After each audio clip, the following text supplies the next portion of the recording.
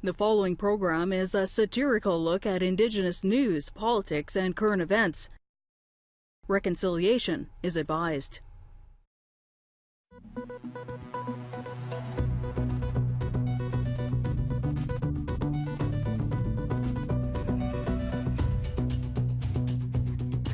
Anin, bonjour, tansei, hello. Welcome to the Laughing Drum, my friends. Television so deeply and exquisitely Indigenous, we have the complete text of the numbered treaties as a full-body tattoo. And this, my friends, is our final episode of the season, and it is an exciting one. The Red Power panel is here, ready to shake truth by the neck. But first, let's check out what's been happening on the news.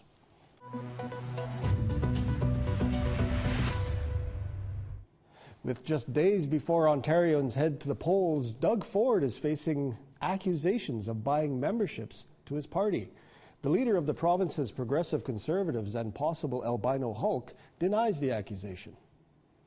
On Thursday, the Ontario Liberals released a recording they allege says that Ford is trying to sell bogus party memberships to help his preferred candidate secure the nomination. They further allege the actions could be a breach of Ontario election financing laws. Here's some of that recording with the parts emphasized in red added by the Liberal Party. Following the story and the turmoil, spokesperson for white governments across the country issued statements saying this is nothing at all like what happens on First Nations.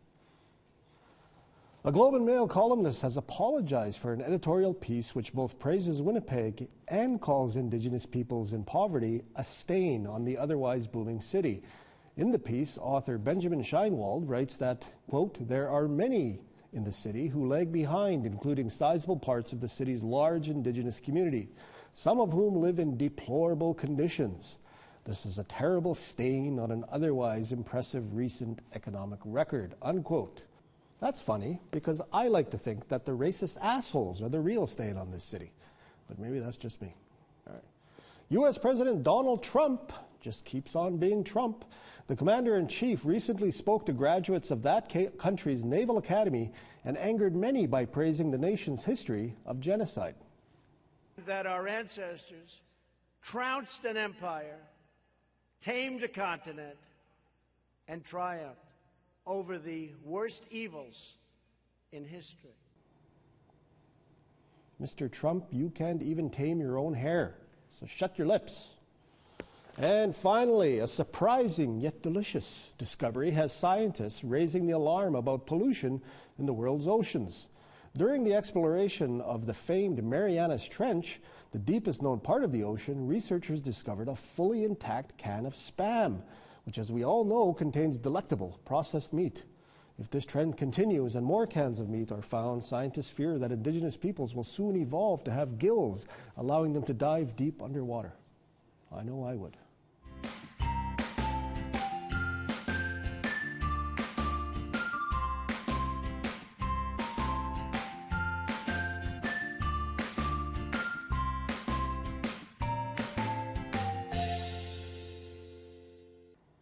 Can still taste the Spam. We have to take a short break, but when we come back, we'll sit down with the Red Power panel. Don't you dare go anywhere.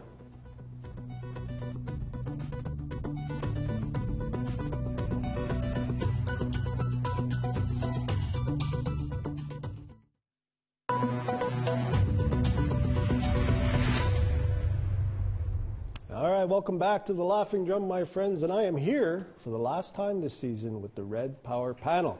They are the brownest Elvis this side of Graceland, Jerry the Big Bear Barrett. Thank you very much, baby. Thank you.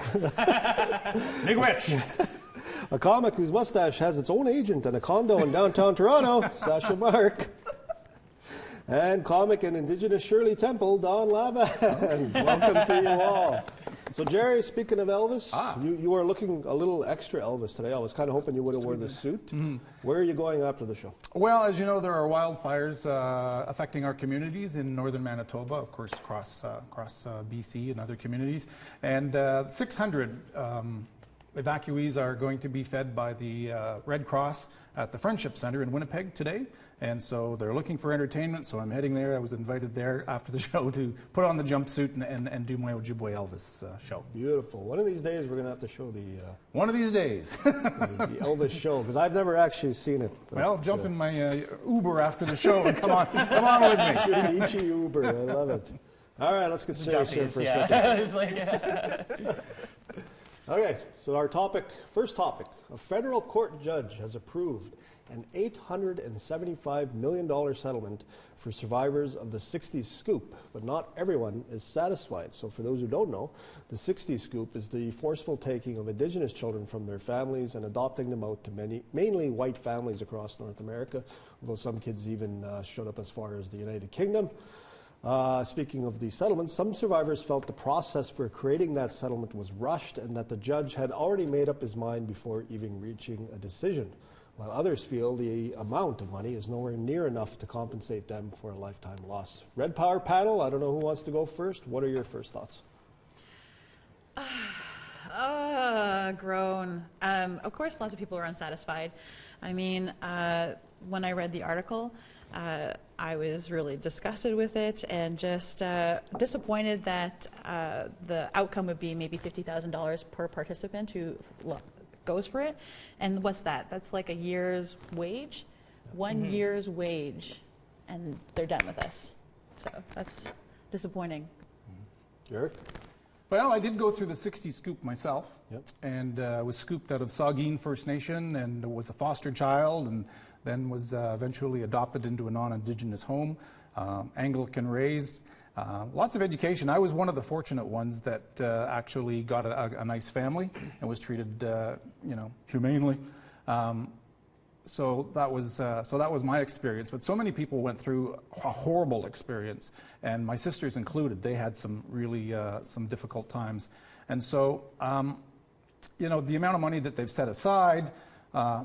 $50,000, it's not even going to pay my bar tab, really, at Boston Pizza after the show. So, but I could use the check. I could use some help along the way, of course. But no, it's not near enough when they take your culture and your language and.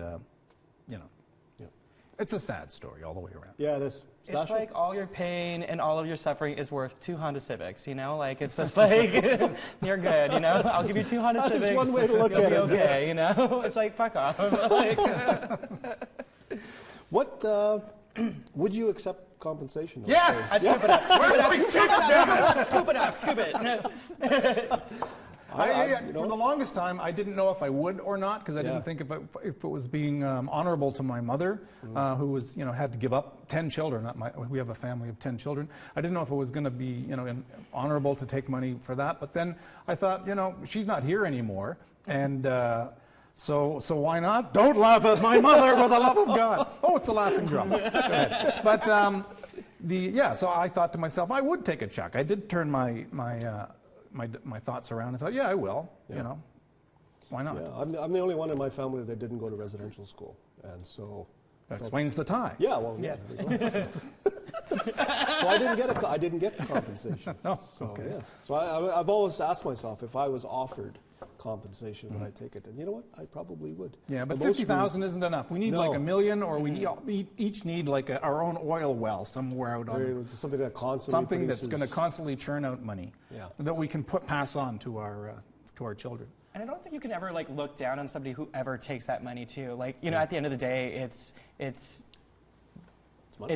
It's money. They're already so many people are already disenfranchised and things as well. So why not take it? And we're not in positions where we can also judge that too. Yeah.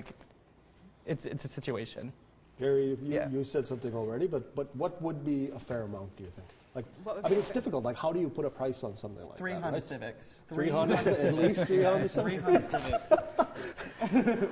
Well, I just think that I don't own anything in Canada. I don't own a house. I don't own a car, and it's just there's this idea that Indigenous people just get everything for free and that we just squander it away. Yeah. And I would like to own something. So, I mean, if I was going to receive the compensation, which I'm definitely going to apply for, then yeah, I just want to own something. I want to own my own house. I want to own my own land, and then like have all my brown fellows come and live with me. There we go. We'll have teepees and powwows and ran dances. Be We'll like a drive them commune? crazy. Oh. Yeah. So it'd be like a hippie commune, but for Indigenous people. Well, the Christians call it intentional living. I've never heard that. Intentional living. Yes. As opposed to unintentional living. Right. It would be like the unreserved. Coachella, maybe. I don't know. All right, let's get even more serious. Yes, here. please. What should the government do to make up for this? Well, I thought that the 60s Scoop, similar to the residential school situation, is a crime against humanity, because they did force people to leave their own culture, to leave their own communities, and were forced into living conditions that they weren't accustomed to. They had to assimilate, they had to adapt, and they took away the language and like I say, the politics and the religious beliefs, and under the UN General Assembly, that's partial to crimes against humanity. So I think someone from the government has to pay. Somebody's going to jail. I would like to see that. I would like to see some government official, let's say, they say if you're convicted of crimes against humanity, or say kidnapping and confinement against your will, it's a 10-year sentence. The judge would give you 10 years. So, somebody from the Canadian government has to go to jail for a minimum of 10 years. Discuss among yourselves. Pick somebody. Yeah. See how you like it. Dog? What does the government have to do? Yeah. Well, I Is think the apology enough? No, the apology is one. It always comes off feeling sorry, not sorry. Yeah. Like, well, we're sorry, so get over it now. And it's like, no. Just because you have a level of discomfort doesn't actually equate to the years of discomfort that people have had to live with. And also, they never had to deal with that awkward transition of like waking up to being like, oh my God, I'm actually a brown person, I'm not a white person. And it's hard, man. It's hard. Yeah. You have to realize all that internalized racism that you've had towards yourself and the people in your communities, and then, you know, make a new life for yourself. I mean, I would like to see a Canadian government make a new life for itself, recognize its internalized racism, and make some changes. So that's one idea. Let's say a magician or a wizard, perhaps, appears before you with his big hat and a magic wand and says, I will give you powers to make Canada do anything to make up for that. What would you use those powers for? Jerry? Well, perhaps I would build a time machine. Yeah. And let's go back to 1940 and re-examine the Indigenous people in Canada and find out, learn more and have. God help us if we send our current government back in time to see what's going on. No, I was like, they'd be back in time just checking their Facebook and updating their Twitter accounts. But a time machine to send somebody back to gain knowledge about actually what our people, we had our own lifestyle, our own communities, and learn, and then bring that knowledge back. And before you decide for residential schools or the 60 Scoop say, no, actually leave them alone. They're doing fine. Yeah. Yeah. Sasha, magic powers, what are you going to do with them? Let's time travel again. Let's like go into the future and be like, this is what it's like now, and then go back to the past and be like, this is what you did, this is what the Scoop did. You guys are so fucking like this is not a smart move. Like, leave us alone. Like, I don't know. Like, it's like what can you do? Like, even like magic in that instance is like, it's hard to fix. Yeah. Like, it's I don't know. There's no one thing. There's no one thing you can do. Yeah. Would you destroy anybody? Yes, but on like personal levels. Nothing like, to do with anybody else. Nothing to do with any of this. Just settle some like, personal scores. Yeah, like little Jerry, I bully him, you know. Like, I'm gonna be Elvis, right? Don, you're traveling. Well, I don't know why. I would make them Suddenly it became a question of time travel. But you have magic power. You can compel anybody to do anything to make up for it. What are you going to do? I would just make them be accountable for the term guardianship and understand that it's a lifelong commitment and that you can't just cut a person off from relationships or having a safety net of supports when they turn 18 or when they age out of care. And that if CFS is a guardian and it operates from the federal government, then they need to be parents and actually parent past 18. Yeah. Yeah. Would you destroy anybody? Just on the side? Would I yes. Yeah. Yes. Tell us. I would go back in time and kidnap Justin Trudeau, and I would put him on which reserve is it that we get all of Shoal Lake Reserve, and then he can grow up there without any clean water, and then he can grow up and become the Prime Minister. Yes, Prime Minister. Maybe he'd decide to become chief, not Prime Minister. It might change his mind. He would be the grandest chief ever. Be woke. he is lit. All right, we gotta take a short break. Don't go away because we got more Red Power panel when we come back.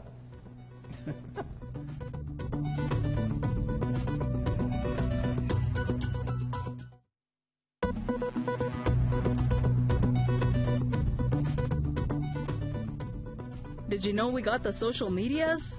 Man, don't lie. It's true. Like the Laughing Drum on Facebook and follow us on Twitter right now. All right, welcome back to the Laughing Drum, and I am here with the Red Power panel, and they are ready to take truth by the neck and shake it until beads come out of its mouth. I want to talk about this Globe and Mail editorial that has come under fire for how it refers to Winnipeg and Indigenous residents. The piece, which praises Winnipeg in the wake of the elimination of the Jets from the playoffs, also says, I quote, "There are still many in the city who lag behind, including sizable parts of the city's large Indigenous community, some of whom live in deplorable conditions. This is a terrible stain on an otherwise impressive economic record." Benjamin Scheinwald is the author of the article. But other groups, he says, in Winnipeg are currently thriving, and they are the heart of the city's success. So, stains? The Red stain panel. How are we feeling about this? What are your first thoughts? Who wants to go first? Could we just change the Globe and Mail's name to the Racist Hammer because they nailed it?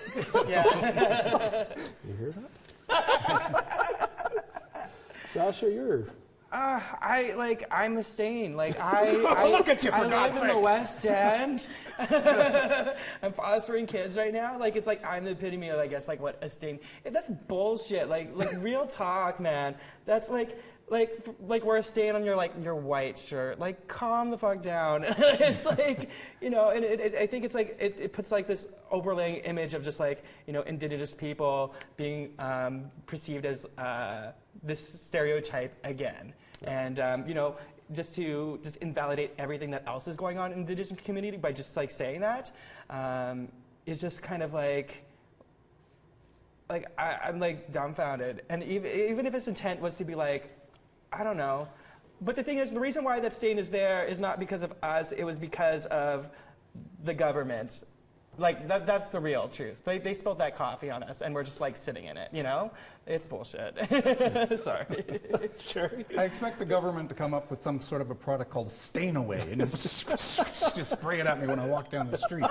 But it's called residential schools. But no, I think I read the article and it was I don't want to say it was unfortunate. It was stupid that maybe it was his first draft, and it got away on Ben. But even then, if that is the way he thinks about Indigenous people in Winnipeg, maybe, and then it got past the editor. That's what I don't get. It always has to get past an editor. Multiple eyes would have seen this so it's article. Not just multiple people would have seen it. Yeah. It's almost like it's an acceptable term. Subconsciously, they see it, they don't see it, and just move on down the article. Let's tie-dye it up, man. Let's stain it all over. So we got a mayor in town here. He's Métis, they say, or he says he's Métis. No way. Yeah, Brian Bowman is Métis. If I was the Métis mayor of Winnipeg, I would jig to work down Portage Avenue every day. Just to prove it. With a sash on top of a Red River car. Yeah, that's right. Yeah. You could do like your Elvis act, but with Métis sashes. Of course. Yeah. So the mayor retweeted the article. And later apologized and said, "Oh, I didn't fully read it. I skipped over that part for some reason." And so he apologized, and he's asking the Globe and Mail to actually delete the article and issue some sort of apology. What do you make of the mayor getting caught up in this too? I've accidentally retweeted my own nudes, so like I do. Yeah, thanks for that. By the way, I was checking my mail in the middle of the night, and suddenly you're saying, like you can easily just like hit a button or anything, and I guess too, like if you're in a spot where you're just like your job is to like read a whole bunch of stuff all day, and then you're like, okay, I agree with this. I see the direction. It's a positive spin. Boom. Whatever. So it'd be super easy to do that. I do that at work all the time. But you're not the mayor. I know I'm not the mayor. You're not the mayor. But the other thing is, in Los Angeles, and you just came back from Los Angeles, California. I was looking at an oversight of the city, and they have an actual community called Skid Row. That's what it's called. When you're looking at the map of Los Angeles, Skid Row is down. That's right. Yes, it's all part of their tourist package. You can go visit Skid Row, and that's where all the homeless are. But I'm thinking, what a terrible name for a part of the community that didn't have economic growth, that didn't have development, and they put all these soup kitchens and homeless shelters, and then called it Skid Row officially. Yeah. You know, and the other thing is that in Winnipeg and with every city, it's not just Indigenous people that are poor and poverty-stricken. It's people from all walks of life. So why this author would just look at Indigenous people and use that term is beyond me. And I think also, what made people angry, it certainly made me angry, I'm going to admit it, was that he pitted our community against other communities and said, Filipinos and all these other communities, they're doing really good, but you guys are not, right? So there was this whole other added level of crap. Well, and he didn't acknowledge any of the awesome things that were happening that weekend too. Like Manitowabi was going on at the same time. We just had like the Aboriginal People's Music Awards that were happening at the same time. So like Nietzsche's with money, we're here. Yeah. I want to know those Nietzsche's. Oh, yeah. This is the only expensive thing I own. Sorry. All right. If you had the author in front of you, what would you say to them? Benjamin, we bring him in. He sits down there. What are you going to say to him? Well, my mother, God rest her soul, she used to watch the CBC, and she'd watch Knowlton Nash, and she'd watch some of these other channels. And when they made a big faux pas, she'd just go, tisk, tisk, for shame, I haven't seen that in years. Exactly. And I would wonder, well, he mispronounced this word. Or I can't imagine what she would have to say to this guy. And that's what I say to him. For shame. Do your research, expand your brain a little bit, and learn a bit more about the topic that you're research, more about the topic that you're writing about. Sasha, what are you going to say to him? Thank you for permanently staining the internet. So you fucked up. Don? I don't know. I guess I just tell him that he has to get new material. Like, I have to think of new material. The least you could do is do that too. Yeah. Yeah. It just feels like it's an old fallback story that anytime any kind of progressive change happens, and it's like there's those few white people who are like, oh, gotta keep the neighbors, keep them brown, keep them red, angry. And it's just like, everybody settle down. Like, please. That was what was happening in the Globe and Mail. I can imagine it. Yeah. But we don't need any more apologies from anybody, from a mayor, from a prime minister, from a government, from anybody for things that are written, things that are proposed, the horrible policies that they've made in the past. I'm tired of apologies. If everybody could just put some thought into their projects and bring some light to the Indigenous people of this country, I think that would be awesome. We need to move forward in a positive way. Come hang out with us. And don't ask me for a personal hand-drawn map about how you can be less racist. Please. If you feel like it might be racist, think to yourself, if I said that to me or my own child, and then do that kind of self-reflection before just being like, yo, brown people, how can I be less of an asshole? Google it. All right, very wise words, but that is all the time we have for tonight's show and all the time we have for this season of The Laughing Drum. So thank you very much to everyone who tuned in. Thank you to the Red Power panel for coming down and being so generous with their time. Well, thank you to you too, Tim, for hosting us this entire year. Yeah. And thanks to APTN for giving me the opportunity to be a part of this show. Everybody, have yourself a good summer. I wish. Deuces. You look like...